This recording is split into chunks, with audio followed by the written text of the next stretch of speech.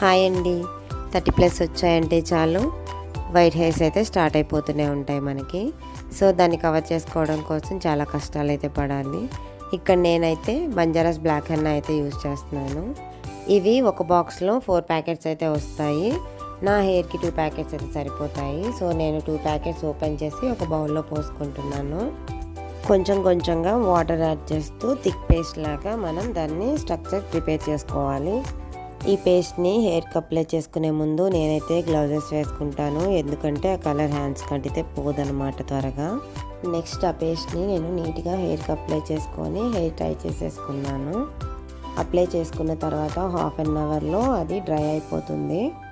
Dry అయిపోయిన తర్వాత మనం వాష్ చేసుకునేటప్పుడు షాంపూ అయితే పెట్టకూడదండి.